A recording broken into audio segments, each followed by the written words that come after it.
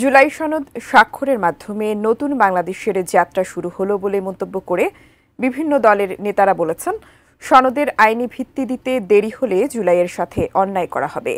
একই সাথে রাজনীতি সংকটে পড়বে বলেও মনে করেন তারা। উপলক্ষ জুলাই সনদ স্বাক্ষরের পূর্ব নির্ধারিত সূচি শুক্রবার বিকেল থেকেই সংসদ ভবনে আসতে শুরু করেন আমন্ত্রিত অতিথিরা। তাদের মধ্যে ছিলেন বিভিন্ন রাজনৈতিক দলের নেতা, সুশীল সমাজের প্রতিনিধি, কূটনৈতিক কোরের সদস্য, ব্যবসায়ী এবং নানা শ্রেণী ও পেশার মানুষ। বৃষ্টি উপেক্ষা করেই ঐতিহাসিক মুহূর্তের সাক্ষী হন তারা। বিএনপি মহাসচিব সহ দলের শীর্ষ পর্যায়ের নেতারা উপস্থিত ছিলেন এ অনুষ্ঠানে। সনদ স্বাক্ষরের মধ্য দিয়ে বাংলাদেশের রাজনৈতিক ইতিহাসে একটি নতুন অধ্যায়ের সূচনা হলো। সনদ স্বাক্ষরের পর গণমাধ্যমের মুখোমুখি জামায়াত নেতারা বলেন, দীর্ঘ আলোচনায় যে সিদ্ধান্ত হয়েছে তা যেন অন্তর্বর্তী সরকার শিগগির বাস্তবায়ন করে। কিন্তু এটাকে আইনি ভিত্তি দেওয়ার যে বিষয়টি সেটা বাকি আছে।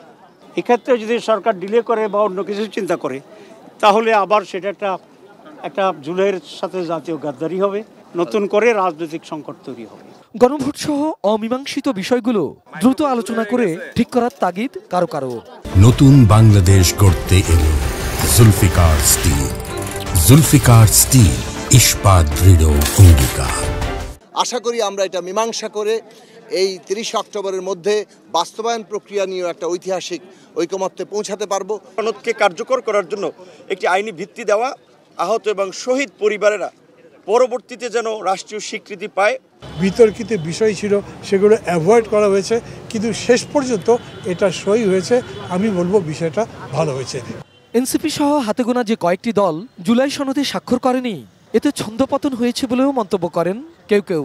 সুযোগ থাকায় দ্রুত জুলাই সনদে স্বাক্ষরের আশাও তাদের। অভিনন্দন জানায় যে আমাদের যে প্রস্তাবটা ছিল শিডিউলের 7 অনুচ্ছেদ প্রোক্লেমেশন অফ ইন্ডিপেন্ডেন্স, এটা বহাল থাকবে। আমরা 2 দিনের মধ্যেই কমিশনের সাথে যোগাযোগ করে আমরা স্বাক্ষর করব।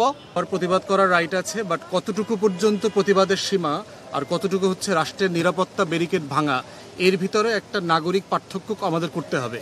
আগামীতে আমাদের গণভোট এবং জাতীয় নির্বাচনের মধ্য দিয়ে এই যাত্রাটাকে সম্পন্ন করা। Abul Kalam Azad, ATN news, Dhaka.